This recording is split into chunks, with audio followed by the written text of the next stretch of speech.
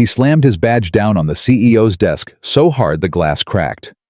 Not because he was angry, not because he was guilty, but because the man standing across from him, the man who had just watched an innocent person get destroyed in front of 50 witnesses, was smiling. That was the moment Ethan Cross made a decision that would cost him everything he had left. His job, his reputation, his daughter's sense of security. And yet, it would also be the moment that changed his life forever. But the real question is, who actually broke that system? And why did someone need Ethan to take the fall? Drop your city in the comments right now. I want to see how far this story travels. And if you haven't subscribed yet, hit that button. You do not want to miss where this goes. Ethan Cross was not the kind of man who asked for sympathy. He never had been. Even back in college, when his roommates complained about their dining hall food or their professors giving too much homework, Ethan would just nod, finish his coffee, and go back to whatever he was working on. He wasn't cold. He wasn't disconnected. He just understood even then that life didn't owe anybody anything, and complaining about it was a luxury he couldn't afford. Now, at 41 years old, standing in the men's restroom on the 14th floor of Vail Tech's corporate headquarters, Ethan Cross stared at his own reflection and reminded himself of that truth one more time. His tie was crooked. He fixed it. There was a small coffee stain near the second button of his white shirt. Happened this morning when Emma had bumped into him in the kitchen, still half asleep, her little arms reaching up for a hug before he even had his jacket on. He tried to dab at it now with a damp paper towel. It didn't come out completely, but it was better. Good enough. He looked at himself one more time. 41. Salt starting to creep into his temples. Eyes that carried more weight than they used to. The kind of face that made strangers on the subway assume he'd been through something, and they were right. 3 years ago, his wife Claire had died. Not slowly. Not with warning. A brain aneurysm on a Tuesday morning in February while she was making Emma's lunch. Emma had been 7. She'd come into the kitchen to show her mother a drawing she'd made, a butterfly yellow and orange, and found her on the floor. Ethan didn't let himself think about that for too long. He had learned the hard way that there was a limit to how much grief a man could carry and still function. And he needed to function. Emma needed him to function. So he folded the grief up, put it somewhere deep and quiet, and he worked. He worked at Vail Tech as a Level 3 systems support technician. Not glamorous. Not the kind of job that got you invited to the executive cocktail hours or mentioned in the company newsletter. He managed back-end infrastructure servers, data pipelines, integration testing. He was good at it. Quietly, consistently good at it. He'd caught errors that would have cost the company hundreds of thousands of dollars. He'd worked overnight twice in the last year alone to prevent system crashes before major deadlines. Nobody had ever said thank you. Not officially, not in writing. But the paycheck cleared every 2 weeks. The health insurance covered Emma's asthma medication. And the hours were stable enough that he could always be home by 6:30 to help her with homework and make dinner. That was enough. That had to be enough. He tucked the damp paper towel in the trash, straightened his jacket, and walked back out into the hallway. His team lead Mason Rourke was leaning against the wall outside the restroom. Arms crossed, a styrofoam cup of coffee in one hand. Mason was 34, broad-shouldered, and wore his confidence the way some men wore cologne, too much of it, and you noticed it before anything else. "There he is," Mason said, pushing off the wall. "You ready for today?" "I'm always ready," Ethan said. "Good." Mason fell into step beside him. "Because Ariana's going to be in the room." Ethan glanced at him. "The whole presentation?" "The whole thing. Hendrix Global flew their people in from Chicago. This is an $8 million contract, Ethan. She wants eyes on every moving part." Ethan nodded slowly. He'd spent the last 2 weeks building and testing the demo environment for this presentation. The system was clean. He'd run diagnostics 4 times. He was confident. "Everything on the back end is solid," he said. "I can walk you through the last test results if you want to." "I trust you," Mason said, cutting him off with a wave of his hand. "That's why I put you on it." He said it like it was a compliment. The kind of thing that sounds generous in the moment, but doesn't cost the speaker anything at all. Ethan let it go and kept walking. The Meridian conference room on the 22nd floor was the kind of space designed to make people feel important. Floor-to-ceiling glass walls, a table long enough to seat 20, a presentation screen that took up most of the far wall. By the time Ethan arrived, the Hendrix Global team was already seated, 6 of them suits, sharp expressions neutral. His own team filed in behind him. Maya from UX, Derek from data architecture, Priya from client relations, and Mason, who went straight to the head of the table like it was assigned to him by birthright. Ariana Vale came in last. She didn't need to announce herself. The entire room shifted when she walked through the door, not dramatically, not visibly, but Ethan felt it. The way people sat up half an inch straighter, the way conversations dropped off mid-sentence. Ariana Vale was 48 years old and had built Vale Tech from a 12-person startup into a 400-employee firm in 11 years. She wore a charcoal blazer, no jewelry except for a single silver watch, and she moved through a room like she had already decided how everything in it was going to go. She didn't look at Ethan when she sat down. She rarely did. "Let's get started," she said, and that was that. Mason kicked off the presentation. Slides, projections, market analysis. He was smooth. Ethan would give him that. He had the kind of voice that made things sound significant even when they weren't. But the real weight of the pitch was in the live product demo. That was Ethan's work. The integrated data platform they were selling Hendrix Global on, the one that was supposed to pull real-time analytics from 3 different enterprise systems simultaneously and display them in a single unified dashboard. When Mason said, "Let's go ahead and run the live demonstration," Ethan clicked over to the system. The interface loaded. For about 4 seconds, everything looked fine. Then the screen froze. Ethan's stomach dropped. He minimized the window, tried to reopen the connection. The dashboard came back up, but the data feeds were wrong. Numbers cycling backward. Timestamps from 6 months ago populating the fields. The visualization panel showed a loading bar that spun and never completed. "Give it a second," Mason said to the room, still smiling. Smooth, unreadable. Ethan was already in the back end, pulling up the terminal window, fingers moving fast. Something had changed in the authentication layer. A key had been rotated not by the automated system, not on schedule. Manually. Someone had manually rotated the API key that connected the 3 enterprise data sources to the dashboard, and they had done it sometime in the last 18 hours, after his final test. He felt cold. He typed fast. He could fix it. He could fix it in 4 minutes, if the room gave him space. But he could already feel the air changing. One of the Hendrix Global people leaned over and said something quiet to the man next to him. The man next to him checked his phone. "Perhaps we should take a short break," Priya said carefully. Ariana Vale was already standing. She didn't raise her voice. She didn't have to. "Pause the meeting," she said. "Everyone from Hendrix, please help yourself to refreshments in the atrium. We'll resume in 15 minutes. Her eyes swept the room as the clients stood up. When the door closed behind the last of them, the temperature in the room dropped 10 degrees. She turned to Mason. "What happened?" Mason's expression was a careful blend of concern and confusion. Ethan had seen that face before on people who had rehearsed it. "I don't know yet," Mason said. "We need to give Ethan a minute to..." "Ethan." Her voice didn't rise, but it landed like something heavy. "Explain." Ethan looked up from the terminal. Someone rotated the API authentication key in the last 18 hours. It broke the data source connections. "I can fix it, but I need..." "Someone," she repeated. "You're saying someone else did this?" "That's what the logs show. You're the systems lead on this project." "I'm a technician assigned to this project," he said, keeping his voice even. "Mason is the team lead." Mason made a small sound, not quite a protest, more like the clearing of a throat. "I should clarify," he said, "that Ethan had full administrative access to this environment.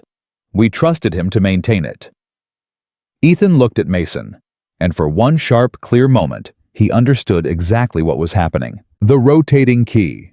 The timing. The way Mason had already moved half a step to the side, positioning himself physically, literally, so that Ariana's gaze would naturally land on Ethan instead of on him. This wasn't an accident. "Mr. Cross?" Ariana's voice was precise and cold. "This presentation represents an $8 million contract and 6 months of company investment. I need to know who is responsible for this failure." The room was very quiet. Derek was looking at the table. Maya was looking at her phone. Priya had her hands folded very carefully in her lap. Mason was looking at Ethan. And Ethan Cross, who had a daughter at home, who had a mortgage payment due in 11 days, who had not bought himself a new pair of shoes in 2 years, because every spare dollar went somewhere, Emma needed it. Ethan Cross made a calculation. Not the right calculation. Not the smart calculation. The human one. If he pointed at Mason right now without proof, with nothing but his read of the situation and a log entry that Mason would immediately have an explanation for Mason, who had been at this company for 6 years, who played golf with the VP of operations, who had Ariana Vale's number in his phone from the product launch party 2 years ago, it would go nowhere. He would sound defensive, desperate, like a man throwing someone else under the bus to save himself. And Mason's team, Derek, Maya, Priya, they had families too. They had bills too. "It was me," Ethan said. Silence. "I made an error in the maintenance cycle last night," he said. "I take full responsibility." He didn't look at Mason when he said it. He looked at Ariana Vale. And Ariana Vale looked back at him with an expression that was not quite anger and not quite satisfaction, something that sat between them like a verdict that had already been written. "You're terminated," she said. "Effective immediately. Security will escort you out." He didn't argue. He closed his laptop. He pushed back his chair. He stood up. "I'm sorry for the disruption," he said, and he meant it even now, even in this moment, which was both absurd and completely in character for a man like Ethan Cross. He picked up his laptop bag.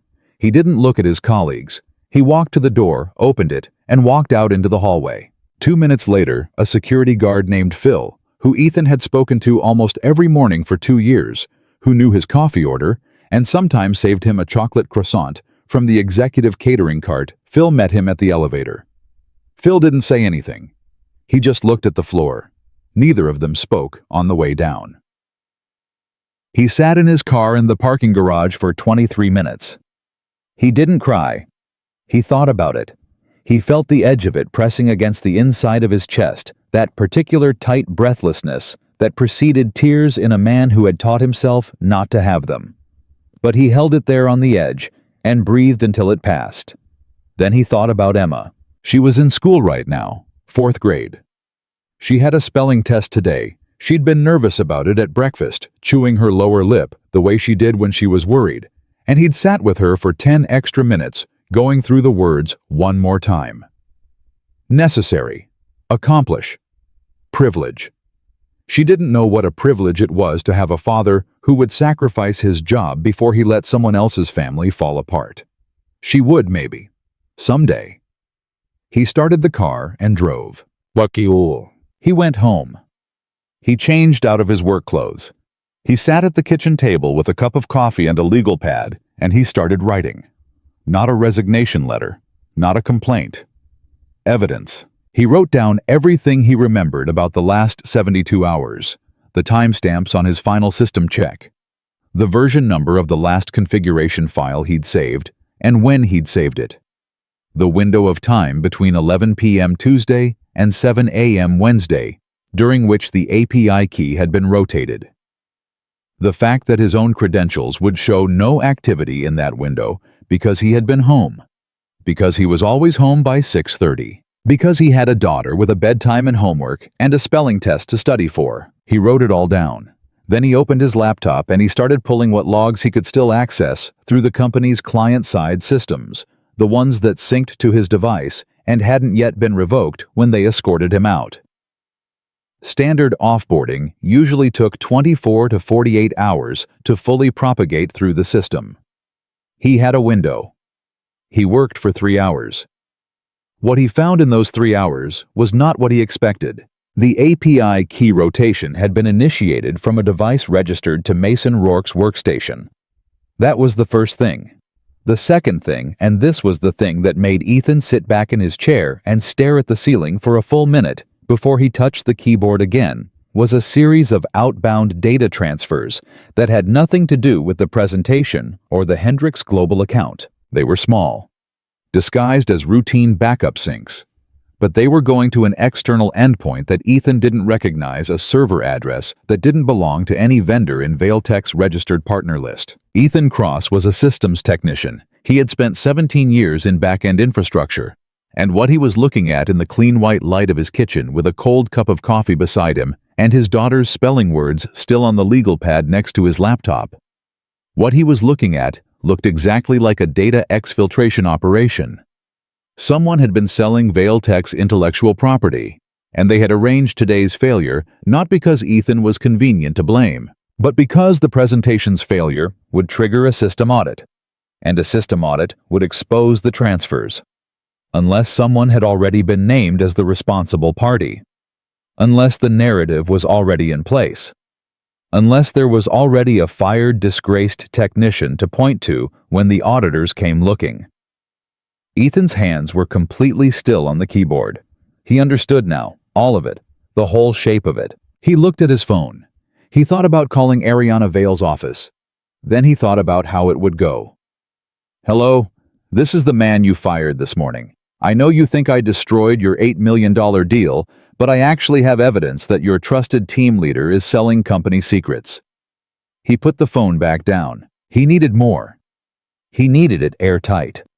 He needed it to be something that couldn't be dismissed, reframed, or explained away by a man with 6 years of institutional relationships and a CEO's personal number saved in his phone. He refilled his coffee. He opened a new document on his laptop.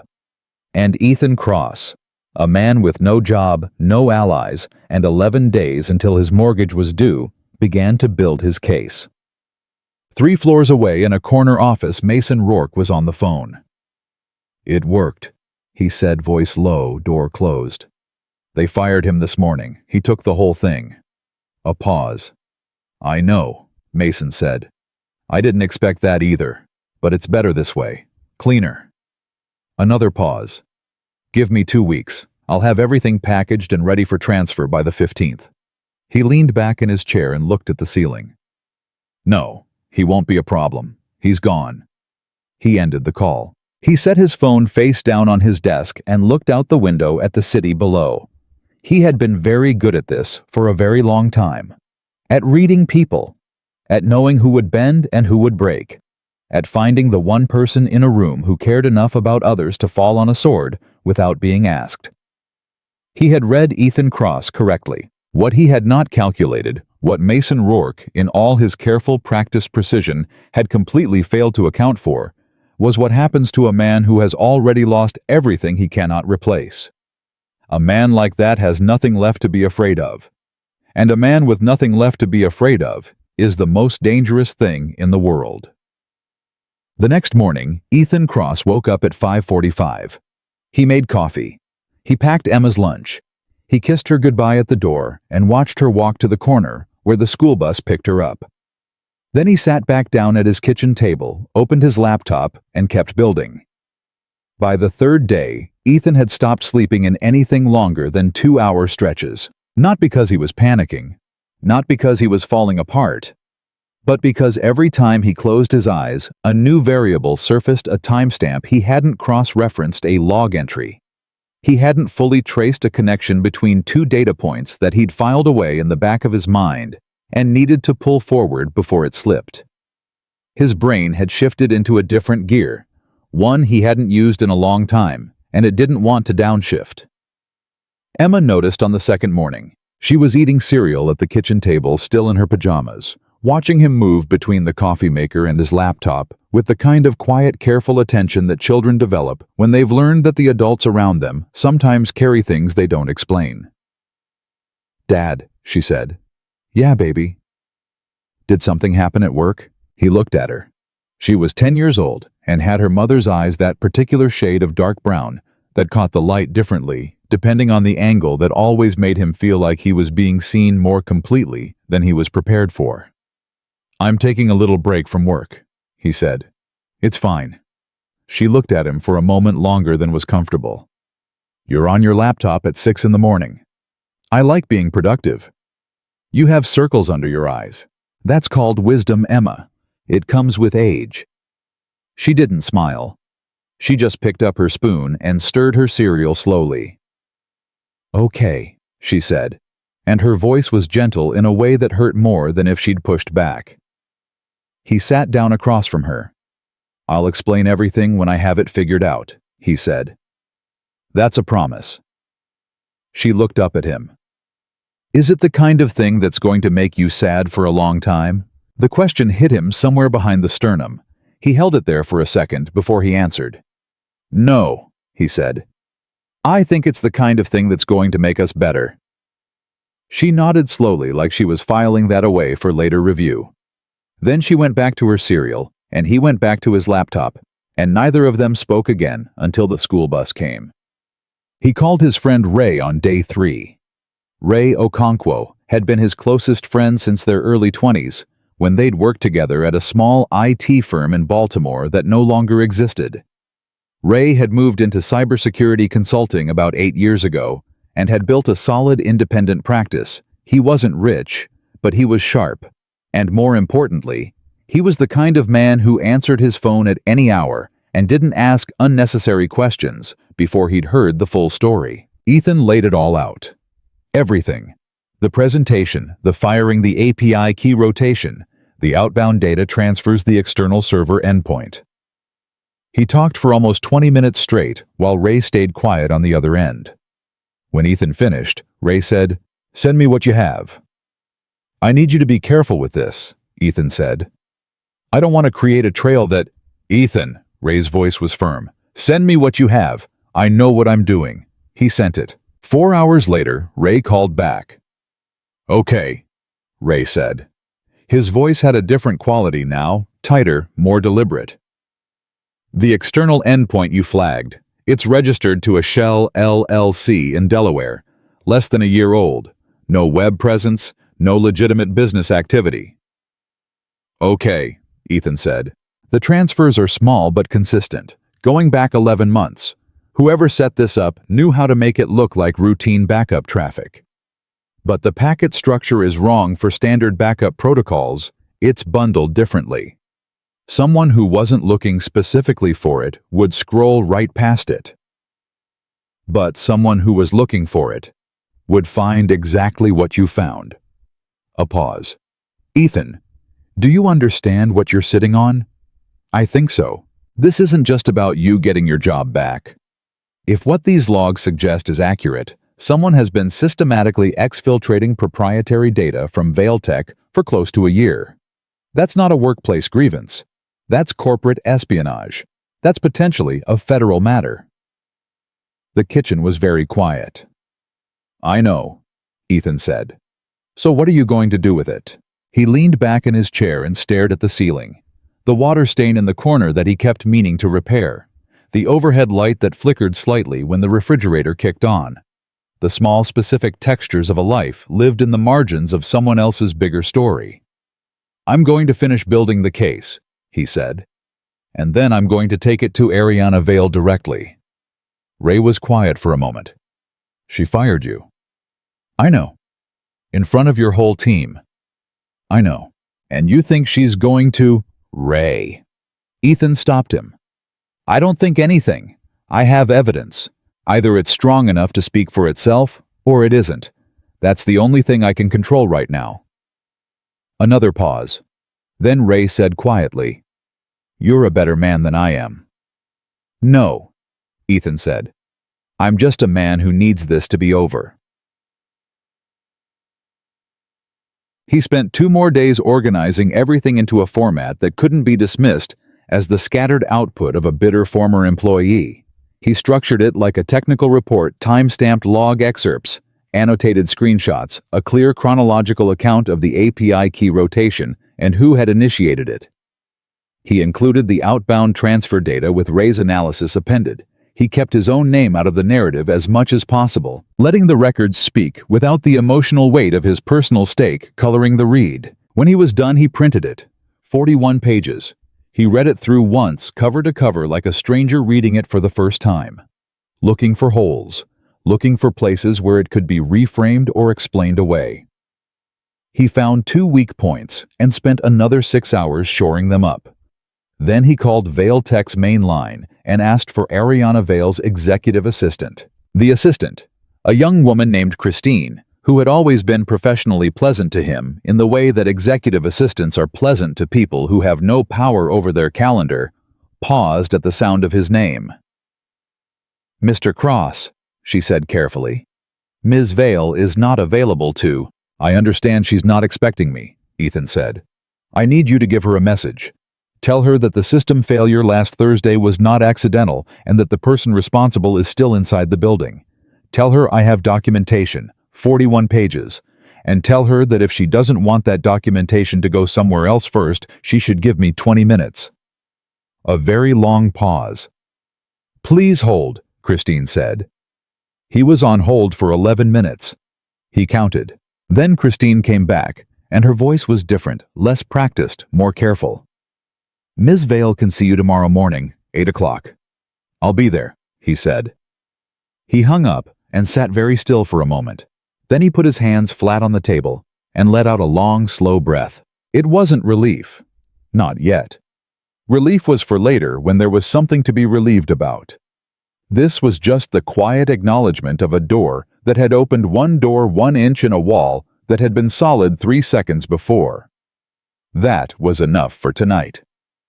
He almost didn't sleep at all.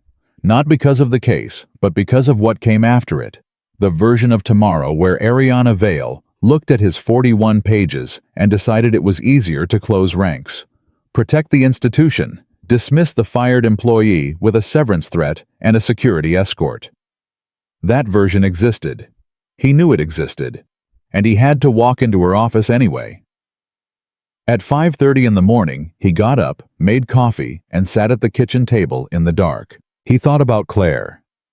He didn't do this often, not because the memory was painful, though it was, but because it had a way of pulling him sideways from the present, and the present was where Emma lived, and Emma was what mattered. But in the dark of the kitchen with the coffee warm in his hands and the house quiet around him, he let himself. Claire had always said that Ethan's greatest strength was the same thing that made people take advantage of him. "You see people too clearly," she used to say. "You see what they need before they ask for it, and you just provide it.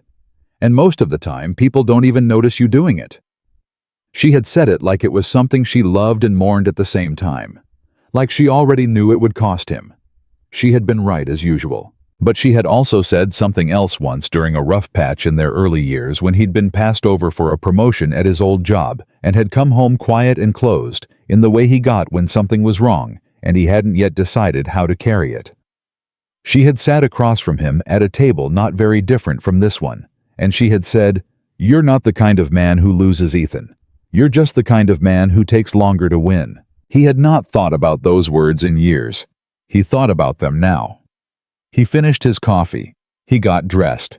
He made Emma's lunch turkey sandwich apple slices, the little note he wrote her every day that she claimed to find embarrassing and kept in a box under her bed. He walked her to the bus stop. He watched her go. Then he picked up his briefcase, the document inside it 41 pages, held together by a single black binder clip, and he drove to Vale Tech. 10. The lobby felt different without a badge. He wasn't an employee anymore. He was a visitor. Christine had left his name at the front desk, and they gave him a paper pass with a red border, instead of the blue one that employees wore, and he took the elevator to the 28th floor, the executive level, which he had been to exactly twice in his 5 years at the company. Christine met him at the elevator. She looked at him the way people look at someone who has walked into a fire voluntarily, not quite pity, not quite admiration, something uncertain that sits between the two. She walked him down the hall without speaking. She stopped outside Ariana's office and knocked twice, then opened the door and stepped aside. Ariana Vale was standing at the window when he walked in. She turned when she heard the door. She looked the same as she always did. Composed, precise, wearing a dark jacket over a pale blouse, her expression giving nothing away. But her eyes tracked to the briefcase in his hand, and something shifted behind them. "Mr. Cross," she said. "Ms. Vale." He didn't wait to be invited to sit. He walked to the chair across from her desk and sat down, set the briefcase on his knee, and opened it. "Thank you for seeing me." She sat down across from him. "Christine said you claimed to have documentation about the system failure." "I don't claim it," he said. He set the 41 pages on her desk and slid them across. "It's all there." She looked at the document, but didn't pick it up immediately. She looked at him instead. "You understand how this looks," she said. "A terminated employee arriving with allegations against the person whose workstation initiated the API key rotation that caused the presentation failure," Ethan said, keeping his voice level, "is identified on page 4. The logs that confirm it are on pages 5 through 11. The outbound data transfers the ones that have been running for 11 months and that the presentation failure was meant to obscure start on page 14. Silence. 11 months, she said. Yes. Something moved behind her eyes. Not quite alarm. Something harder than that. The expression of someone who has just felt the ground shift under very carefully placed feet. She picked up the document. He waited. She read. Not skimming, actually reading, her eyes moving steadily down each page. He watched the quality of her attention change as she moved from section to section. The slight tightening around her jaw on page 4. The almost imperceptible pause on page 14. The moment somewhere around page 22 where she stopped and looked up at him. "You built this yourself," she said, "with help from a cybersecurity consultant who can verify his analysis independently. In how many days, Paul? 5. She looked at him for a long moment. Then she looked back down at the document. "Rourke has been on my team for 6 years. I know. He was part of the Infrastructure Security Committee. I know. That's how he accessed the credentials he needed." Ethan paused. "And it's why I didn't say his name on Thursday. I had nothing but a read of the situation. Now I have 41 pages. Ariana set the document down on her desk with the careful deliberateness of someone who needed a moment before they could speak. "You stood up in that room," she said slowly, "and told me it was your fault, when you knew or suspected that it wasn't." "I suspected. I didn't know yet." "Why?" The word came out sharper than she probably intended. "Why would you do that? You had to know how it would end." Ethan looked at her steadily. "Because I didn't have proof. And without proof, pointing at Mason in that room would have looked like exactly what he needed it to look, like a cornered man throwing someone else under the bus. It would have destroyed your trust in everything else, including whatever I came back to you with later." He paused. "And because Maya has 2 kids. Derek's wife just had surgery. Priya is supporting her parents. I didn't know whose heads were going to roll if this went sideways in that room, and I wasn't going to take that risk." Ariana Vale was completely still. "You protected people who weren't willing to protect you," she said. "They didn't know what I knew," he said. "Most people aren't bad, they're just scared." Something changed in her face. It wasn't dramatic, she wasn't a dramatic woman. But it was real. Something moved through her expression that had not been there before, something that was not the CEO composure she'd walked into the room with. She looked back down at the document. "I need to have this independently verified," she said. "Before I take any action. You understand that?" "Of course. My consultant's contact information is on the last page. He's expecting your call." She nodded once. Her hand rested flat on the 41 pages. "Mr. Cross," she said without looking up. "I owe you an apology." The words were simple. Undecorated. She wasn't the kind of woman who dressed things up. "Not yet," he said, and she looked up at him. "When you've verified it. Then we can talk about apologies." For just a moment, one very brief, very human moment, Something that might have been the beginning of a smile crossed Ariana Vale's face. It was gone before he could be sure of it. "I'll be in touch within 48 hours, she said. He stood. He picked up his briefcase. "I'll be home," he said. "I'm not going anywhere." He walked to the door. His hand was on the handle when her voice came from behind him, quieter now, with a weight to it that the rest of the conversation hadn't carried. "Mr. Cross?" He stopped, turned. "I made a snap judgment," she said, "about who you were. What kind of man takes blame for something he didn't do?" Her jaw was tight. "I thought I knew the answer to that." Ethan looked at her. "The kind of man," he said, "who has something worth protecting." He opened the door and walked out. Mason Rourke saw him in the elevator lobby. It was accidental, a wrong turn around a corner. The particular bad luck of timing that the universe occasionally offered, and for a half second neither of them moved. Mason recovered first. His face smoothed over into something practiced and calm, the professional mask snapping back into place with the ease of long habit. "Ethan," he said, like they were running into each other at a coffee shop. "This is unexpected." "Is it?" Ethan said. "What are you doing here?" The question had a careful edge to it, not aggressive, just probing, reading the room like he always did. Ethan looked at him. He felt no anger. That surprised him. But it was true. No heat, no rage, not even the low burn of resentment he'd been carrying for days. What he felt looking at Mason Rourke in the hallway outside the executive floor was something very close to calm. "I had a meeting," Ethan said. Mason's eyes dropped briefly to the briefcase. "With who?" "Have a good day, Mason." He pressed the elevator button. The doors opened. He stepped inside. He didn't look back. But in the moment before the doors closed, he heard Mason's breathing change, that particular shallowing, that fractional catch that happens when a man realizes for the first time that the situation he thought he controlled has already moved past him. The doors closed. Ethan rode down 41 pages and 28 floors back to the lobby, turned in his paper visitor badge, and walked out into the morning. His phone rang before he reached his car. It was Ray. "How'd it go?" Ray said. "She's going to verify the documentation," Ethan said. And then, he thought about the way she'd said, "I owe you an apology." The weight of it. The way she'd looked at the 41 pages like they were something she hadn't expected to have to reckon with. And then, Ethan said, "We'll see." He got in the car, set the briefcase on the passenger seat, and drove home to make dinner for his daughter. He had a spelling test to go over. Some things didn't wait. The 48 hours Ariana had promised stretched into 60 and then into 72, and Ethan spent each of them the way he had spent the days before, managing what he could control and refusing to think too hard about the rest. He paid the mortgage. He had enough in savings to cover it once, maybe twice more, if he was careful, and he was always careful. He made calls about contract work, 3 leads from former colleagues, nothing confirmed yet, but enough to know that the floor wasn't as far down as it could have been. He made Emma breakfast and dinner, and showed up to her school's parent-teacher conference on Wednesday, because he had marked it on the calendar in September.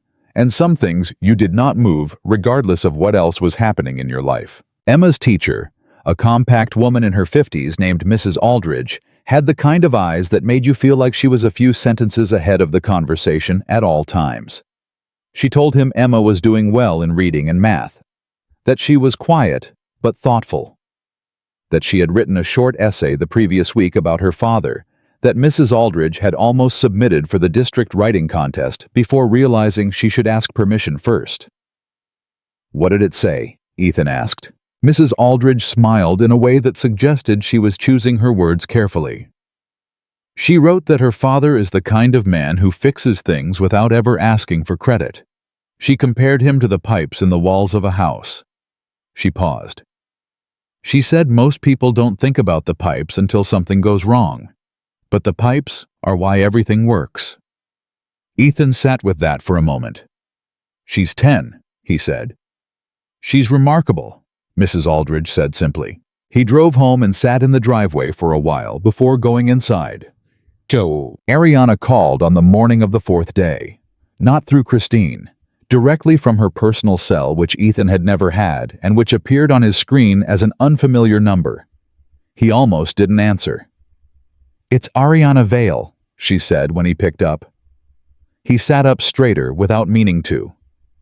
"Ms. Vale, I've had your documentation independently reviewed by our internal security team and by an outside forensics firm we use for sensitive matters." A pause. "Mr. Cross, I need you to come in today." Her voice was different from the last time. Not softer exactly. Ariana Vale was not a soft woman, and he doubted she ever had been. But the temperature of it had changed. There was something underneath the precision that hadn't been there before. Something that sounded, if he was reading it correctly, like a person who had spent 4 days sitting with an uncomfortable truth and had come out the other side of it changed. "When?" he said. "Now, if you can." He looked at the clock. It was 8:17 in the morning. Emma was at school. "I can be there in 40 minutes. I'll have Christine send you up directly." She hung up. He showered, dressed, and drove to Vale Tech for the second time in a week, as a man without a badge. But this time, the lobby felt different. He couldn't have explained exactly why. Nothing about the physical space had changed. Same marble floors, same security desk, same cluster of visitor chairs near the entrance that no one ever seemed to actually use. But something in the way Christine met him at the elevator, not her usual professional pleasantness, but something more deliberate, more careful, almost respectful, told him that the 48 hours had been significant ones. "She's ready for you," Christine said, and walked him down the hall herself instead of pointing. When the office door opened, Ethan understood immediately that this was not the same meeting as before. Ariana was at her desk. But she was not alone. Seated to her left was a man Ethan recognized as Gerald Hart, Vale Tech's general counsel. Late 50s, silver-haired, the kind of composed that came from spending 30 years in rooms where the stakes were high and the words chosen carefully. To Ariana's right was a woman Ethan didn't recognize, mid-40s, in a dark blazer with a federal contractor's ID badge clipped to the lapel. His stomach tightened. "Sit down, Mr. Cross," Ariana said. He sat. "This is Diane Marsh," Ariana said, nodding toward the woman with the badge. "She's with the FBI's cybercrime division. She's been briefed on the documentation you provided." Ethan looked at Diane Marsh. Diane Marsh looked back at him with the measured, patient attention of someone who had conducted a great many conversations in a great many rooms and never let the temperature of any of them get away from her. "Mr. Cross," Diane said, "I want to be straightforward with you. What you put together is impressive. The log analysis, the transfer pattern documentation, the correlation between the API key rotation and the exfiltration architecture. This is the kind of work that takes trained forensic analysts days to compile. You did it in 5 without access to the live system." She paused. "How much of what you found do you think you got?" "Enough to prove the key was rotated from Mason Rourke's workstation," Ethan said. "Enough to establish the transfer pattern and the destination endpoint. Whether that endpoint is the tip or the whole iceberg, I don't know. I didn't have access to the server side." "It's not the whole iceberg," she said. "Not even close." Silence. Gerald Hart cleared his throat. "Ms. Marsh has been conducting an investigation that, as of 10 days ago, was moving in a different direction entirely. What you provided shifted that direction significantly." Ethan looked at him. "How significantly?" It was Ariana who answered. "They've had an ongoing investigation into a competitor, a firm called Cortex Analytics, that has been suspected of acquiring proprietary data from at least 3 technology companies in the last 18 months. She said it steadily, like she had practiced keeping her voice even when saying it. "The endpoint your consultant flagged is registered to a subsidiary connected to Cortex." Ethan felt something go very quiet inside him. "Mason was selling to Cortex," he said. "We believe so," Diane said. "We can't discuss the full scope of the investigation, but I can tell you that what you uncovered accelerated our timeline considerably and closed a gap in our evidence chain that we had not been able to close through other means." "What happens to Mason?" Diane looked at him steadily. That's not something I can speak to right now. It was Gerald who said more carefully, "Steps have been taken this morning, Mr. Cross. That's what I can tell you. Steps have been taken." Ethan turned that over. He thought about Mason in the elevator lobby, the sound of his breathing changing the way his eyes had dropped to the briefcase. He thought about the phone call he hadn't been meant to overhear 3 days after the presentation, the one where Mason had said he won't be a problem. He's gone with the casual certainty of a man who had never once been surprised by the consequences of his own actions. He wondered what kind of morning Mason Rourke was having right now. He didn't feel satisfied by the thought. He had expected to. He found that he mostly just felt tired. "Mr. Cross?" Ariana's voice pulled him back. Gerald and Diane had both gone quiet, and Ethan realized the legal and investigative portion of the conversation had handed off to something else, now something more personal, less structured. "I need to say something to you directly." He waited. She leaned forward, both hands flat on her desk, the same posture he'd noticed before, the gesture of a woman who chose physicality over abstraction when what she was saying actually mattered to her. "I fired you in a room full of people," she said. "I did not ask questions. I did not review evidence. I made a judgment based on position and proximity, and I was completely wrong."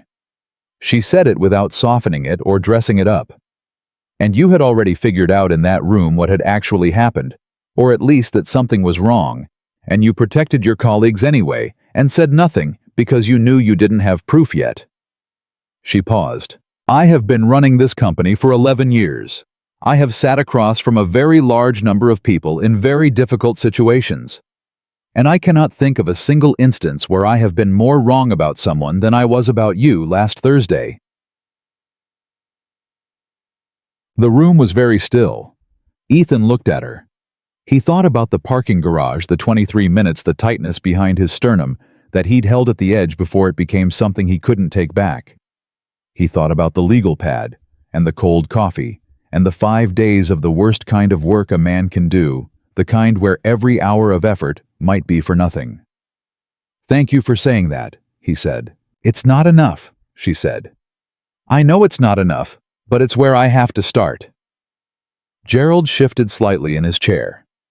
Diane Marsh was looking at her hands.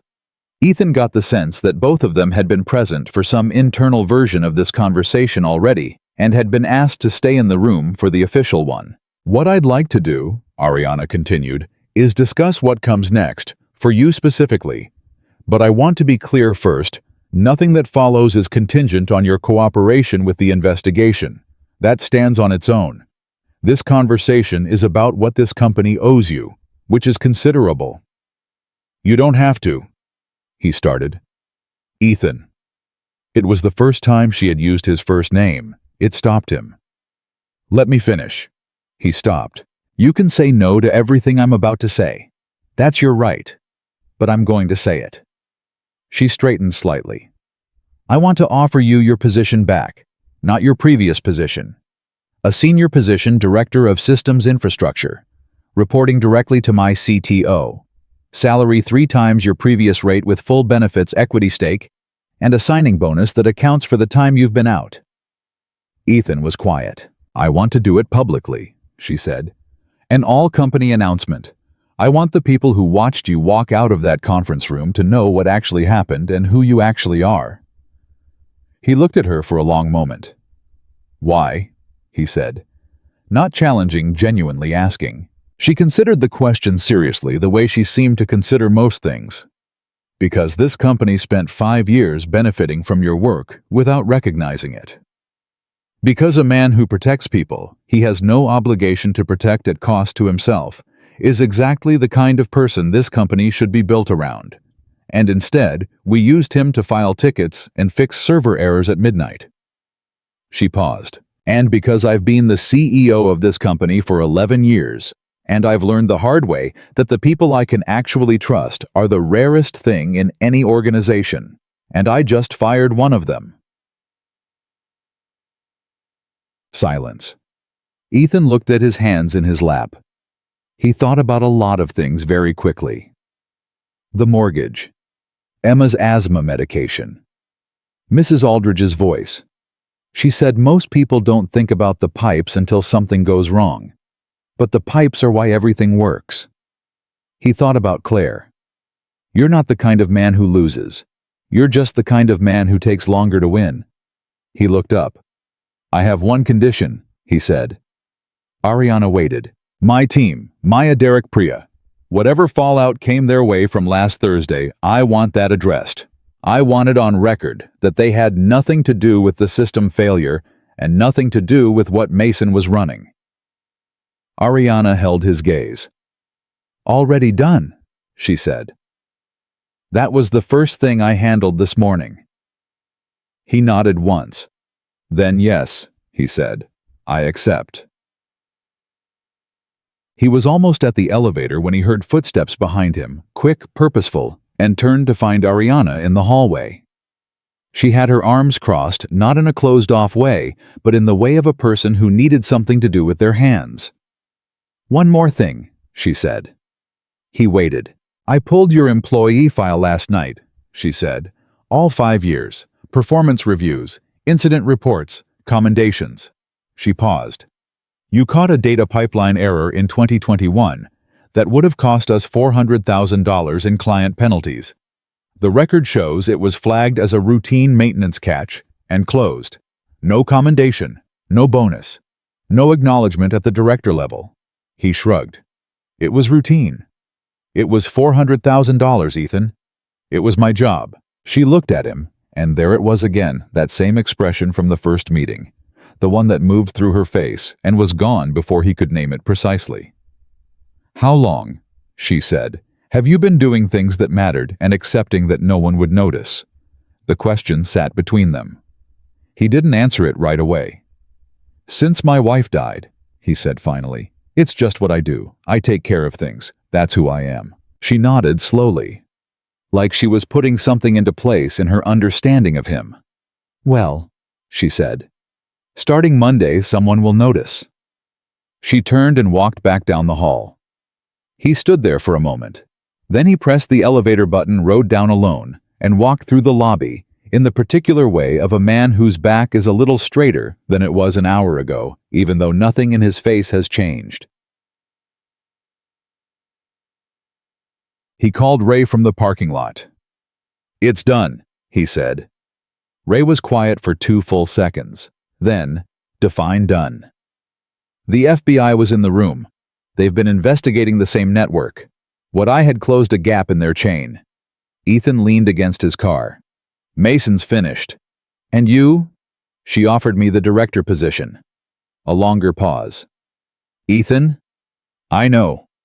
Director of what? Systems infrastructure. At what rate? 3 times my previous salary. Ray made a sound that was somewhere between a laugh and something more complicated. Man, he said.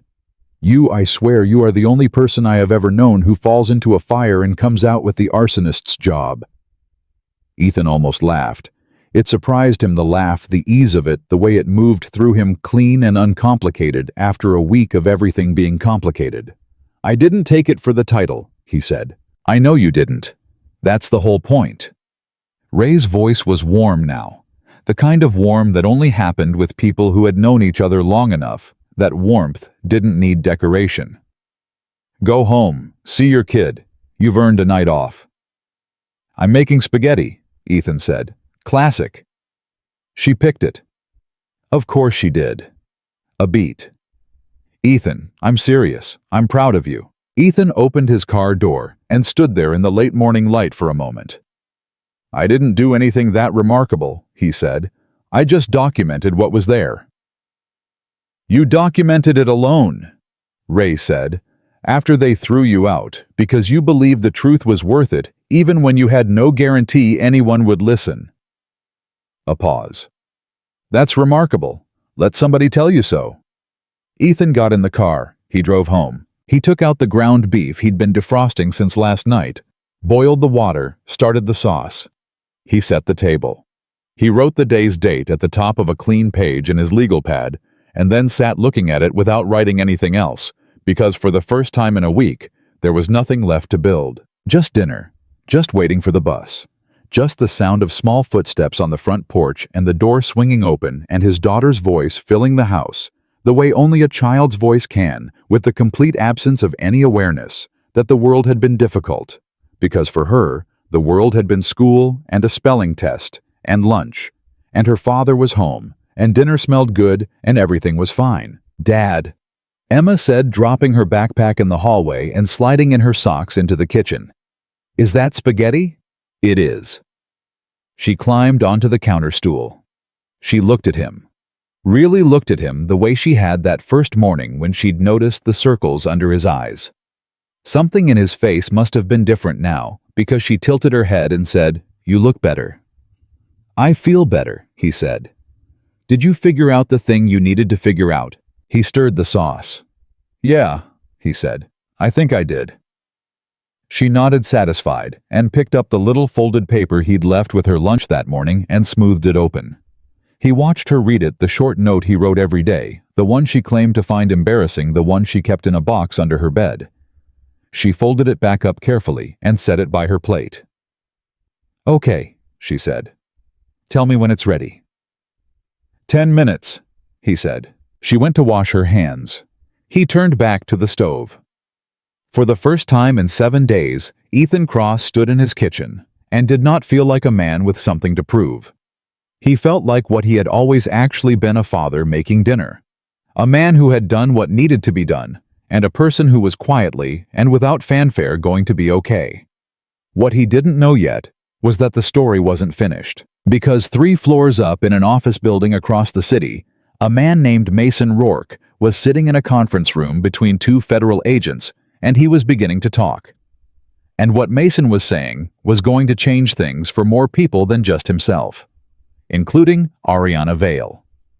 Mason Rourke had always been good at reading a room. It was if he was being honest with himself, and sitting between 2 federal agents in a windowless conference room on the 14th floor of Vale Tech, with his lawyer on speakerphone, gave a man a particular incentive toward honesty, the thing he was genuinely best at.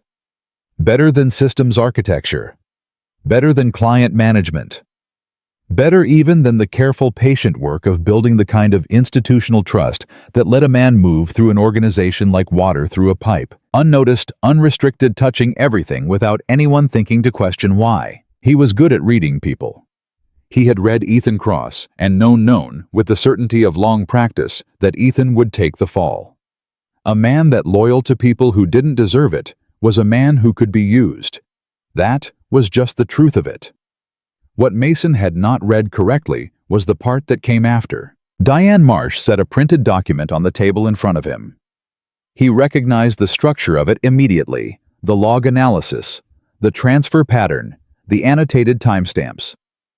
He had seen documents like this before, had in fact produced a version of one himself 2 years ago at a previous job to blame a system error on a vendor. He understood exactly what he was looking at. He looked up at Diane. "Who built this?" "You know who built it," she said. He was quiet for a moment. Then he said almost to himself, "He built it in 5 days." 4.5, Diane said, "with partial access." Mason sat back. His lawyer was saying something on the phone about not responding to questions without a full briefing, and Mason listened to the words without absorbing them, because the part of his brain that was still functioning at its highest level was busy doing what it always did. Reading the room, calculating the angles, understanding the shape of the situation he was actually in versus the one he'd thought he was managing. The situation he was actually in was this: a man he had written off as a useful instrument had spent 4.5 days building a forensic document that had apparently walked the FBI to a door they'd been trying to open for months. His carefully constructed architecture, 11 months of small transfers, disguised exits, patient accumulation, had been dismantled by a technician with a legal pad and a laptop working from his kitchen table while making his daughter's lunch. Mason had a very specific feeling about this that he did not have a clean word for. It was not quite admiration. It was something closer to the feeling a chess player gets when they realize they've been outmaneuvered by someone they'd stopped watching 3 moves ago. "Mr. Rourke," Diane said, folding her hands on the table, "I want to be clear about where we are. We have the transfer logs, the endpoint registration, the device authentication records, and 3 months of financial activity in the LLC that received the data. We also have cooperation from Cortex Analytics, who would prefer to limit their own exposure. She paused. You are not our primary target, but whether you become one is largely a function of what happens in this room today. Mason looked at his lawyer's name on the speakerphone screen. His lawyer said carefully, "What kind of cooperation are you looking for? Full disclosure?" Diane said. "The complete structure. Every contact, every transfer, every conversation. We know Cortex wasn't the only buyer." Silence. Mason closed his eyes. Just for a second. Then he opened them and looked at the document on the table. Ethan's document, 41 pages of quiet, methodical, unglamorous truth, and he said, "I want terms in writing before I say anything." "That's reasonable," Diane said. "We can have something drafted within the hour." Mason nodded. He looked at the document one more time. Then he turned it face down on the table because he found he didn't want to keep looking at it. What Mason said over the course of the next 4 hours changed the shape of the investigation in ways that Ethan would not learn the full details of for several weeks. What he could learn, what Diane Marsh told Ariana Vale in a follow-up call that afternoon, was this: Mason had not been operating alone. He had a contact inside Vale Tech's board of directors. A silent facilitator who had provided access clearances that should have been beyond Mason's reach, who had steered sensitive projects toward Mason's team specifically, and who had received a share of the compensation that the data transfers generated. Ariana took the call in her office with the door closed. When she came out 40 minutes later, Christine took one look at her face and quietly cleared the rest of her afternoon. Ariana stood at the window for a long time. She was not a woman who fell apart, but she was also honest enough with herself to recognize the difference between strength and numbness, and what she was feeling right now was not strength. It was the particular cold disorientation of discovering that betrayal had roots much deeper than you'd thought, that the ground you'd been standing on with total confidence had been hollow in places you'd never thought to check. She had built this company. She had made every major decision in it for 11 years. She had trusted her judgment about people above almost everything else, above data, above process, above the recommendations of HR and legal, and the consultants she occasionally brought in, and mostly disregarded. Her read of people was, she had always believed, her greatest asset as a leader. She had looked at Ethan Cross, a man who had spent 5 years doing quiet, essential, unrewarded work with complete integrity, and she had seen a liability. She had seen someone to blame because he was present and convenient and didn't have the social currency to push back. She had looked at Mason Rourke, a man who had been systematically dismantling her company from the inside for nearly a year, and she had seen a trusted team lead. She had seen someone worth having in the room. She turned away from the window. She sat down at her desk. She pulled out her phone. She found Ethan's number. She'd added it after their second meeting on some instinct she hadn't fully analyzed, and she looked at it for a moment. Then she called. He answered on the second ring. In the background, she could hear the small ambient sounds of a home in the early evening, something on a stove, a television somewhere, a child's voice asking a question. "Ms. Vale," he said. "Ariana," she said. "Please?" A brief pause. "Ariana, I need to tell you something," she said, "and I want to tell you before you hear it somewhere else." She stopped, organized the words. "Mason gave a full debrief today. The investigation goes further than we knew. There was someone on the board involved." She let that land. "The company is going to be in the news. The investigation will be public when the arrests happen, and Diane tells me that's within the next week. Your name will come up in connection with the initial evidence. Okay?" he said. "I wanted to make sure you were prepared for that." "I appreciate it." She paused. "How are you?" The question surprised her as much as she thought it surprised him. It was not the kind of thing she typically asked. She had spent 11 years running a company by keeping a clean line between the professional and the personal, and she was realizing, sitting at her desk in her empty office, that the line had occasionally become a way of not having to be accountable to the human cost of her decisions. "I'm making spaghetti," he said. And then after a moment, "I'm okay." I'm actually okay. She heard a child's voice in the background say, "Dad, it's bubbling over," and heard Ethan pull the phone away briefly and say something she couldn't make out. And then he was back. "Sorry," he said. "Don't apologize," she said, and was surprised by how much she meant it. "Is there anything I need to do before it goes public?" he asked. "Nothing. Diane's team will reach out directly if they need anything further from you. Your role in this was the documentation that stands on its own." She paused. "Ethan." The board member who was involved, he was on the committee that reviewed compensation structures for non-executive staff. She stopped. He was very quiet. "The reason your work was never officially recognized," she said carefully. "The reason the 2021 incident was filed as routine and closed that wasn't an accident. Someone made sure that the people doing the most critical infrastructure work stayed under the radar. Undertitled. Undercompensated. Because visible valued employees ask questions. They have leverage. They push back." She felt the weight of what she was saying and did not look away from it.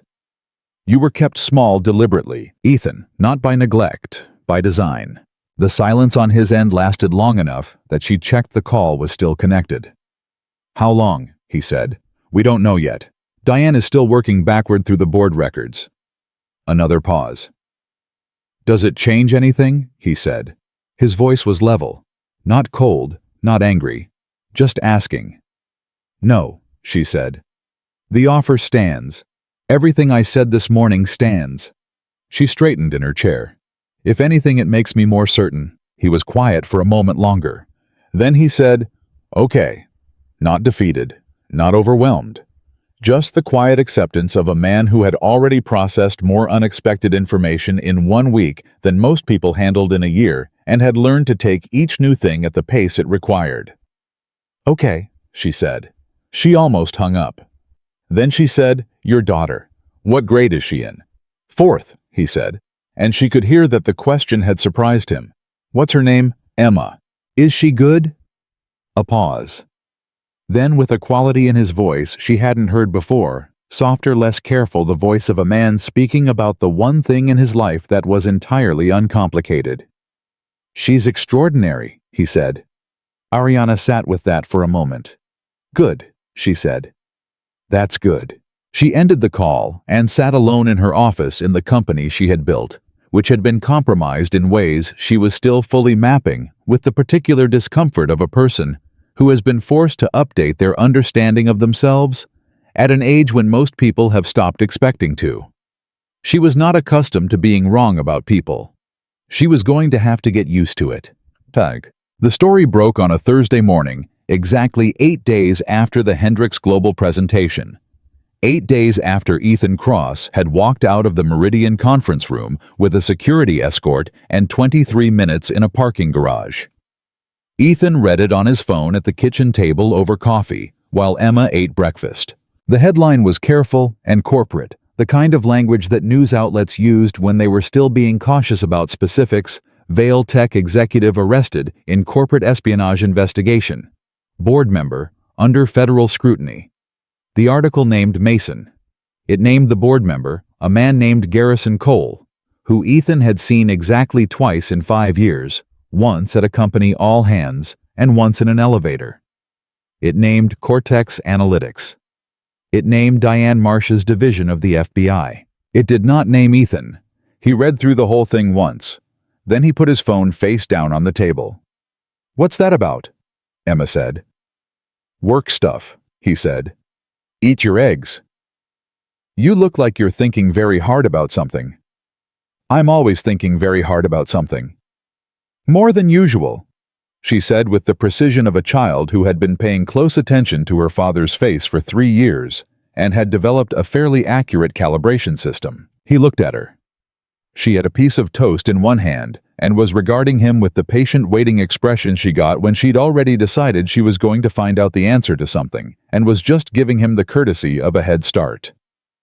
"Do you know what integrity means?" he said. She made a face. "Dad, I'm in 4th grade.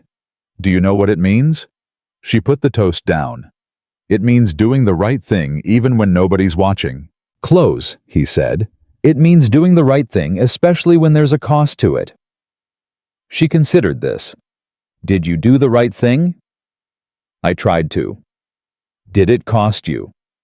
He thought about the parking garage, the legal pad, the cold coffee, the 5 days that had taken something out of him that he was only now beginning to feel the shape of. For a while, he said. Yeah. She picked her toast back up. But not anymore. He looked at his daughter, 10 years old. Her mother's eyes, a box of folded notes under her bed, an essay that had called him the pipes in the walls of a house. Not anymore, he said. She nodded, satisfied. Good, she said. Can you drive me to school? I don't want to take the bus today. Yeah, he said. I can do that.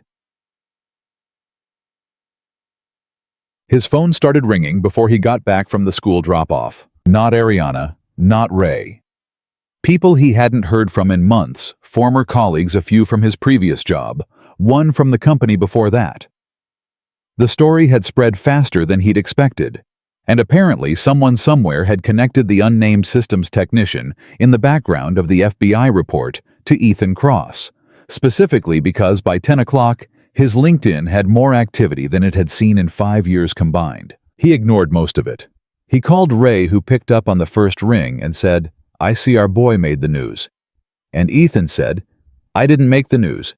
And Ray said, Mason made the news, and you made Mason. And Ethan didn't have a good answer for that.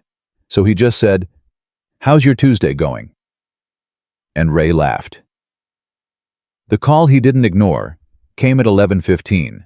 It was a number he recognized, Maya. He answered, Ethan. Her voice was tight in the way that meant she'd been holding something in for a while and had just decided to stop. I saw the article. Yeah. I've been sitting here for 2 hours trying to figure out what to say to you. Maya, you don't have to. Stop, she said. Please, just stop. Let me say this. A breath. You stood up in that room and said it was you. I was sitting right there. I was looking right at you. And I sat there. I didn't say anything. I didn't do anything. And I've been telling myself it was because I didn't know. But the truth is, I was scared. I had my kids to think about. And I was scared. And I let you walk out of that room alone. Her voice broke on the last word. I'm sorry. I'm so sorry, Ethan. He was quiet for a moment. Maya, he said, you didn't know what I knew. And even if you'd said something in that room, it wouldn't have changed what happened. Mason had set it up too cleanly. You would have just been one more person they fired. That's not the point. No, he admitted. It's not, but it's also true. He paused. I don't blame you. I want you to hear me say that. I genuinely don't blame you. A long silence on her end. He could hear her steadying herself. You're a better person than I am, she said. I just have less to lose, he said. That makes some things easier. She made a sound, not quite a laugh, something sadder than that. Ariana told us yesterday, about the director position, about the whole all of it. A pause. We didn't know what you were carrying, Ethan. I didn't know about Emma's mom or any of it. We worked next to you for years and I didn't... She stopped. You deserved better, from all of us. He let the words sit. He didn't rush past them, or deflect them, or sand them down into something easier to carry. Yeah, he said quietly. Maybe. But we're here now. Ariana called that afternoon to tell him 2 things. The first was that the all-company announcement would go out the following Monday, ahead of his start date in the new role. She wanted him in the room when she made it. Not as a spectacle, she said quickly, but because she believed the people in that company deserved to look at him directly when she said what she was going to say. He agreed. The second thing she told him was harder for her to say. He could hear it in the slight change in her cadence, the extra half-second she took before the words. Garrison Cole, the board member, he was the one who kept your compensation reviews buried, she said. I went back through 7 years of records after Diane's call yesterday. Every time your name came up for a formal commendation or a title adjustment, It was redirected or reclassified at the board level. She stopped. You should have been a senior director 3 years ago. Minimum. Ethan held the phone and said nothing for a moment. He was sitting at his kitchen table again. He had spent a remarkable amount of this week's emotional weight at that table with his coffee and the quiet of an empty house. Does it make you angry? She said. It would make me angry. He thought about it honestly. It makes me tired, he said. There's a difference. What's the difference? Anger needs somewhere to go, he said. Tired just needs rest. She was quiet for a moment. Then, I'm going to spend a significant amount of time making sure you get that. The rest. The recognition. All of it. She said it in her direct, undecorated way, but there was something underneath it, a commitment that went beyond the professional obligation of a CEO correcting a compensation error. I know you will, he said. You believe me. He considered the question. He thought about the 48 hours she'd asked for, and the 72 she'd actually taken. He thought about the way she'd said his first name in the hallway. He thought about starting Monday someone will notice. I believe you're trying to, he said. That's enough to start. Another pause. Then she said, Monday 8 o'clock, don't be late. I'm never late, he said. He heard something in her exhale, small, quick, very nearly a laugh, before she said goodbye and ended the call. He set his phone down on the table. He sat in the quiet of the kitchen. He looked at the water stain in the corner of the ceiling that he kept meaning to fix, and he thought next week. Next week I'll have time for that. It was such a small thing to think. Such a specific, ordinary, completely undramatic thing. And yet it sat in his chest like something warm, because for the first time in 7 days next week felt like something he was walking toward, rather than something he was trying to survive to reach. He got up. He washed his coffee mug. He put it back in the cabinet. His phone buzzed one more time. A text from Ray Monday morning. Don't forget the tie. He smiled. Genuinely fully the kind of smile that didn't need an audience. He typed back, already picked it out.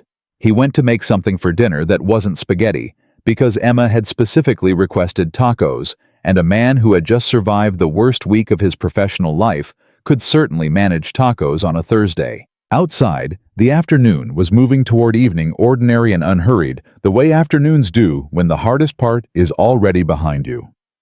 He didn't know yet exactly how Monday would go.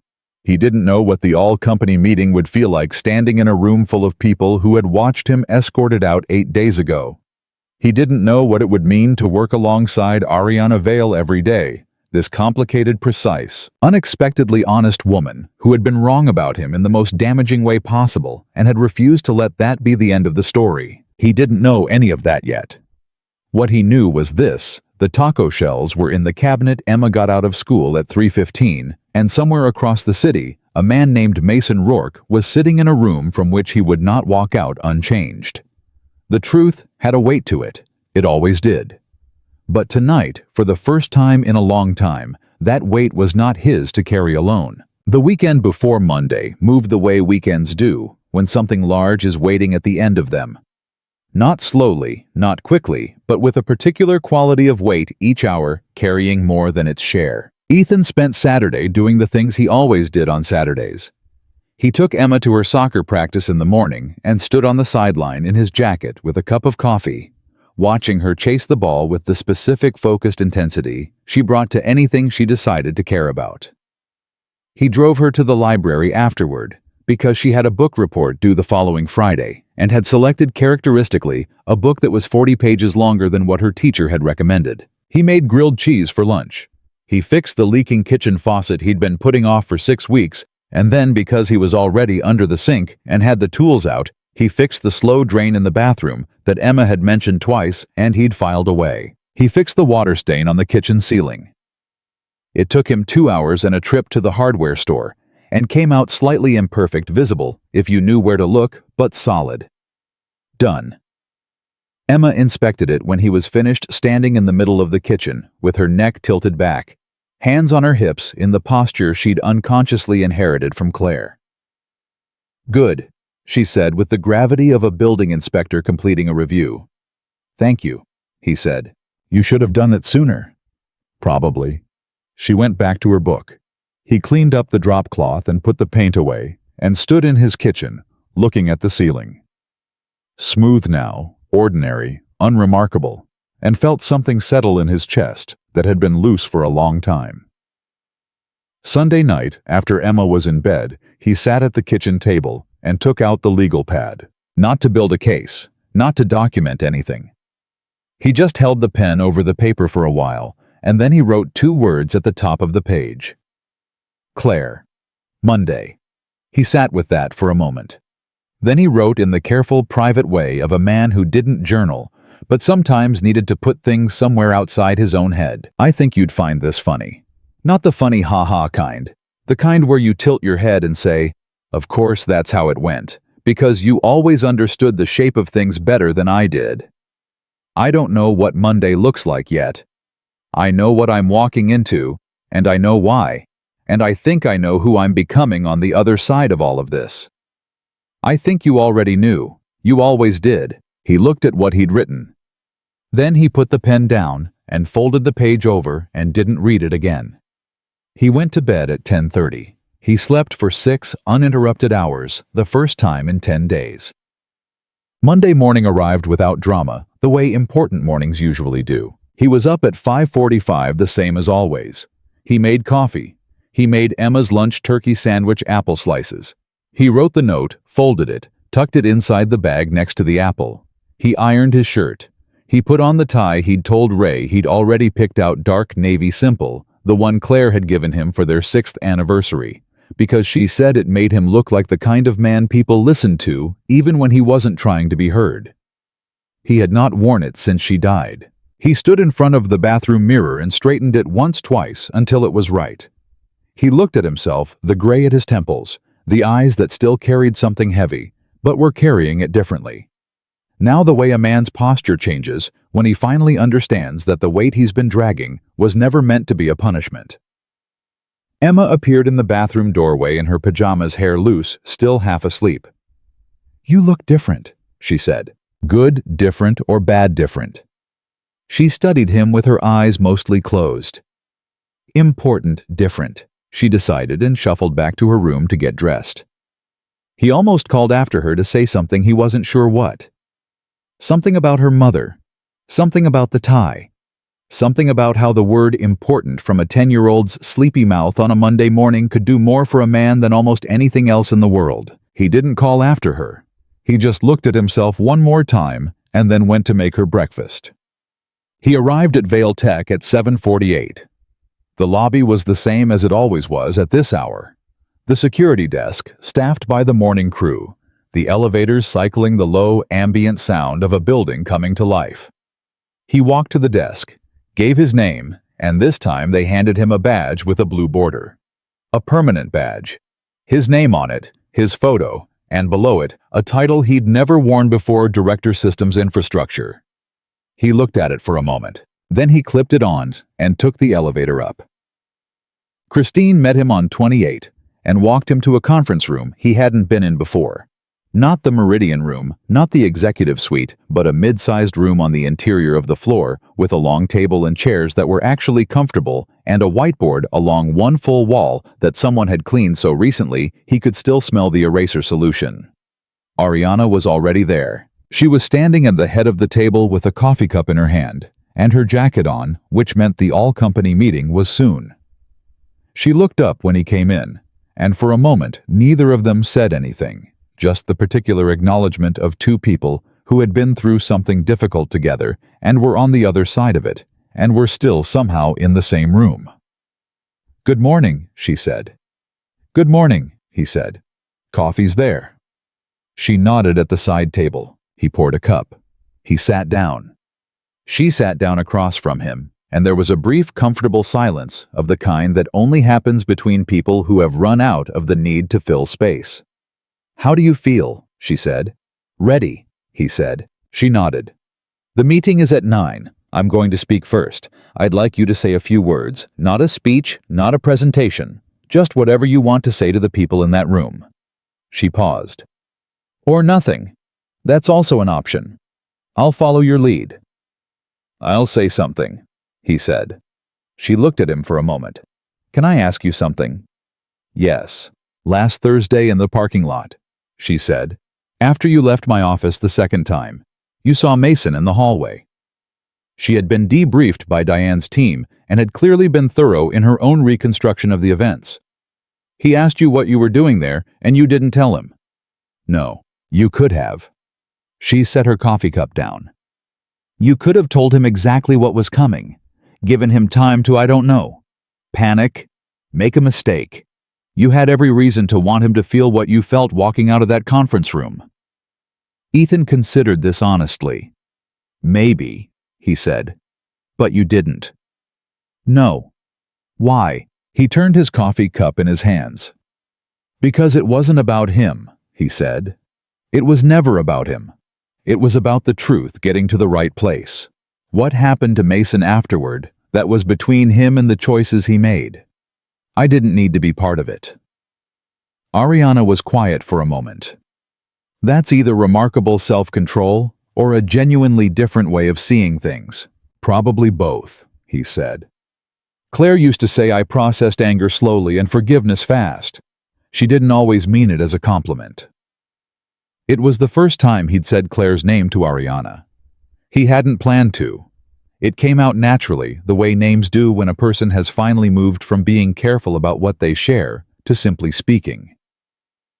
Ariana's expression shifted just slightly, just enough. She sounds like she was perceptive, she said. She was, he said. She was almost always right. Almost. He almost smiled. She thought I'd make a good manager. I always pushed back on that. Ariana looked at him steadily. She was right about that too, she said. And then before he could respond, she stood and picked up her coffee cup. 9 o'clock. Don't go anywhere. The all-company meeting was held in the large open workspace on the 18th floor, the kind of space that Vailtech used for quarterly updates and product launches where the full staff could gather without being crammed. By 5 to 9, every chair was filled and people were standing along the walls. Ethan stood at the back of the room while Ariana walked to the front. He had been in this room for 3 all-hands meetings in 5 years. He had stood in the back all 3 times in the same spot next to the same column. He had listened to Ariana speak about quarterly performance and company vision and strategic direction, and he had taken the relevant parts and returned to his desk and done his work and gone home. He looked at the room differently now. He saw Maya in the 4th row, who turned and found him with her eyes and held them there for a moment with the kind of look that didn't need words. He saw Derek standing near the windows, who gave him a single nod, small, solid, the nod of a man who had also spent the last week sitting with something uncomfortable and had come to a conclusion about it.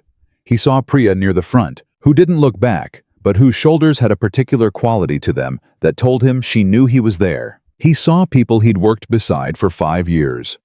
People whose names he knew, whose coffee orders he recognized, whose small office habits and quiet professional anxieties he'd observed for half a decade without anyone ever asking him to, because that was the way he moved through the world. Noticing, remembering, caring about things that weren't his official responsibility to care about. He saw a company full of people who had most of them been as afraid as he was, who had made the calculations that fear produces, who were most of them not bad, just human. Ariana began to speak. She didn't use notes. She didn't have a slide deck. She stood at the front of the room with her hands at her sides, and she spoke the way she did everything directly, precisely, without ornamentation. 10 days ago, she said, I made a significant error. In front of many of you, I made a judgment about a member of this team that was wrong. I acted without evidence, without due process, and without the basic respect that every person in this company deserves, regardless of title or tenure. I want to start there because everything else I say today follows from that. The room was very quiet. The system failure at the Hendrix Global presentation was not caused by Ethan Cross. It was deliberately engineered by Mason Rourke, who has been under federal investigation for corporate espionage and is no longer part of this organization. The full details of that investigation are ongoing, and I will share what I'm legally able to as it develops." She paused. "What I can tell you now is that the evidence that broke the investigation open was built by Ethan Cross in 5 days, without a badge, without access to the live system from his kitchen table, because he believed that the truth was worth building even when he had no guarantee that anyone would listen." He heard the room move, not a sound. Exactly more, a collective shift, the way air changes when the temperature of understanding in a space drops or rises. "I want Ethan to come up here," she said. He hadn't expected that. She'd said a few words, not a walk to the front of a room full of people. He moved anyway. He came through the room, and people made space, and he was aware of the specific slightly airless quality of being looked at by a large number of people simultaneously, but he kept moving until he was standing next to Ariana at the front. She turned to the room. This is the man who, when faced with a choice between his own safety and other people's livelihoods, chose other people's livelihoods. Who was fired for it? Who spent 5 days building the case that proved his own innocence and exposed something this company should have caught much sooner? She looked at him, not at the room. Who is, as of this morning, the Director of Systems Infrastructure? And who is, without question, exactly the kind of person this company needs at its center? He looked out at the room. All those faces. Some he knew well, some barely at all. Maya in the 4th row with her hands pressed together in her lap. Derek by the windows. Priya near the front. He cleared his throat. "I'm not a speech guy," he said. A few small, genuine laughs moved through the room. "So I'll keep this short." He looked around. "I spent 5 years in this building being pretty invisible. I don't think I was the only one. And I understand why we get busy. We focus on what's directly in front of us. We let ourselves believe that the work speaks for itself, and that eventually the right people will notice." He paused. "Sometimes they don't. Sometimes the system is designed specifically so they won't." He let that sit for a moment. "But I also know that most of the people in this room showed up every day and did their jobs with more integrity than anyone ever formally acknowledged. I saw it. I noticed things. I always have." He looked across the room steadily. "I'm not here because I did something heroic. I'm here because I told the truth, and then I documented it, and then I refused to stop until someone listened. That's not heroism. That's just stubborn." Another laugh, warmer this time. "What I want you to take from all of this, if you take anything, is that integrity is not rewarded quickly, but it is the only thing in my experience that is actually permanent. Everything else, the titles, the access, the social capital, the 6 years of institutional trust, all of that can be built on nothing, and nothing eventually collapses." He stopped. "The truth is heavy, but it holds." The room was still for a moment. Then Maya started clapping. Just Maya alone in the 4th row. And then Derek. And then Priya, and the people around her. And within seconds, it was the whole room. Not the performative applause of a corporate event, but something more real, more uneven. The sound of people who were responding to something they actually felt. Ethan stood at the front of the room and accepted it without looking away, because Ray had told him to let somebody tell him, and he was trying. Ariana was standing slightly to his left, and he didn't look at her directly, but he was aware of her, the precise, controlled woman who had built this company and been wrong about him and had refused to let that be where the story ended. He was aware of her the way you become aware of someone who has moved over the course of a very difficult 10 days from a symbol of institutional authority into something more complicated and more human. When the applause wound down, she stepped forward again. "Back to work," she said simply, without ceremony, and the room began to shift and disperse, and Ethan moved with it. He spent the rest of the morning in his new office, actual office with a door and a window, a thing he had never had in 5 years, meeting with his new CTO, a quiet and methodical man named James Heller, who had the focused, undramatic manner of someone who cared exclusively about whether things worked, and not at all about the theater of appearing to be the person who made them work. They talked about the system's infrastructure for 2 hours. Real talk, technical, specific, productive. Ethan asked questions. Heller answered them without condescension. Ethan offered 3 observations that made Heller pause and write something down, and neither of them remarked on it. It felt like work. Actual work. The kind he was good at being used the way it was meant to be. At noon, Ariana appeared in his doorway. "Lunch," she said. It wasn't a question. He got up. They went to a small place 2 blocks from the building. Not a power lunch spot, not the kind of restaurant where deals were made, just a good sandwich place with a long counter and wooden stools. She had clearly been there before. They ordered without looking at the menu for very long and sat at the counter side by side, which was a different geometry from every conversation they'd had before. Not across a desk, not in a formal room, just 2 people in the ordinary human proximity of a lunch counter. "How's the office?" she said. "Quiet," he said. "I like quiet." "James Heller is the most competent person in this building," she said. "And also the least interested in being recognized for it. You'll get along." "Sounds familiar," he said. She almost smiled. "I walked into that one." "A little bit." She picked up her sandwich. "Put it down." "I owe you more than a title and a salary adjustment," she said. "I know that. I'm not under any illusion that a public acknowledgement undoes the specific experience of being walked out of a building by a security guard in front of your colleagues." She said it evenly without flinching from it. "I don't know how to undo that. I'm not sure it can be undone." "It can't," he said. "Not hard, just honest." "No?" She nodded. "So what I can do is make sure it doesn't define what comes next, for either of us." She paused. "If you'll let me." He looked at her.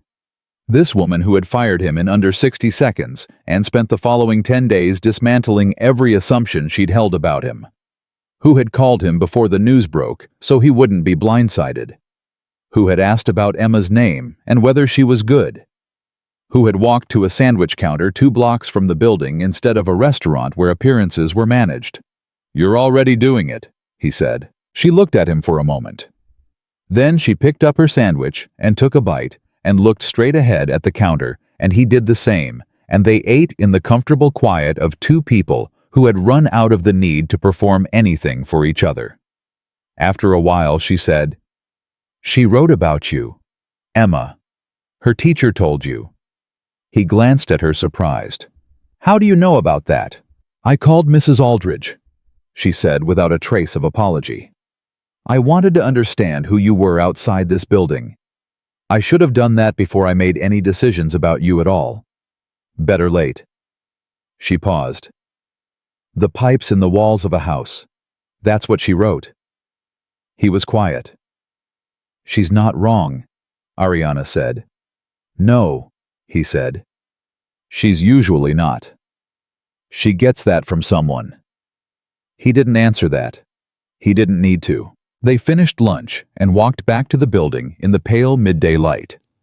At the revolving door, she stopped for a moment, one hand on the glass, and turned to him. "I want to say one more thing," she said. He waited. "The version of this company I'm building from here, I need it to be built on something real. Not optics, not the appearance of integrity, the actual thing." She held his gaze. "I need people around me who I can trust completely. Who tell me the truth even when it costs them. Who do the right thing even when nobody's watching and nobody's acknowledging it and the system is actively working against them." She paused. "I only know one person who has proven that they will do all 3 simultaneously under the worst possible conditions without being asked." He looked at her steadily. "I'm not going anywhere," he said. She nodded. One firm, definitive nod. They went back inside. He picked Emma up from school that afternoon, himself drove, instead of letting her take the bus, because it was his first day, and he wanted to see her face at 3:15 on a day that felt like it mattered. She climbed into the car and dropped her backpack on the floor and said, "How was it?" "Good," he said. "Better than before." "Much better." She considered this as she buckled her seatbelt. "Did they apologize?" "Publicly," he said. She raised her eyebrows, impressed, despite herself trying not to show it. In front of everyone. In front of everyone. She looked out the window. Good, she said firmly. They should have. He pulled out of the school lot. The afternoon was ordinary and bright, and he drove with the window down slightly because the air felt worth letting in. Dad, Emma said after a few blocks. Yeah. Did you ever think about just not doing it? Like just leaving it alone and finding a different job and not fighting it? He thought about the parking garage, the 23 minutes, the legal pad, the cold coffee, and the 5 days of building something that might have come to nothing. For about 23 minutes, he said. She looked at him. What happened after 23 minutes? I thought about you, he said. She was quiet for a moment. Outside, the city moved past the windows, ordinary and continuous, and full of people carrying their own weights in their own ways, most of them invisible to each other, all of them held up by the same ground. I wrote about you, she said, for school. I know, he said. Mrs. Aldridge told me. It wasn't embarrassing, she said, which was the closest she would come to admitting she'd meant every word. I know, he said again. She leaned her head back against the seat. The pipes in the walls thing. Do you get what I meant? I get it. Most people don't even think about pipes, she said. But if they weren't there, nothing would work. Nothing would even turn on. She paused. That's you. You're the reason things work even when nobody knows it's you. He kept his eyes on the road. Emma, he said. What? You're going to be extraordinary. She made a sound of mild protest. The involuntary, unconvincing noise of a child who is proud, but hasn't yet decided it's allowed to show completely.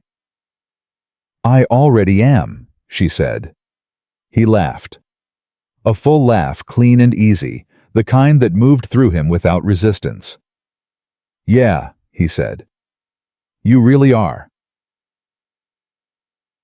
That night after dinner, after Emma's homework, after the small and necessary rituals of an ordinary evening, Ethan Cross sat at his kitchen table one last time. The legal pad was still there. The page he'd written Sunday night was folded over, tucked under the edge. He didn't open it. He just set his hand flat on the pad for a moment, the way you set your hand on something you're about to put away. Then he got up, rinsed his coffee cup, turned off the kitchen light, and went to check on his daughter. She was already asleep. Her book was open on her chest, the long one 40 pages over the recommendation rising and falling with her breathing. He took it carefully, marked her page with the bookmark she kept on the nightstand, the one Emma had made herself in second grade, out of construction paper, and too much glitter, slightly falling apart, but kept anyway. He set the book on the nightstand. He straightened her blanket. He looked at her for a moment in the quiet dark. He thought about all the ways a life could go. The paths that looked solid and weren't. The people who smiled and meant nothing by it. The systems designed to keep certain people invisible.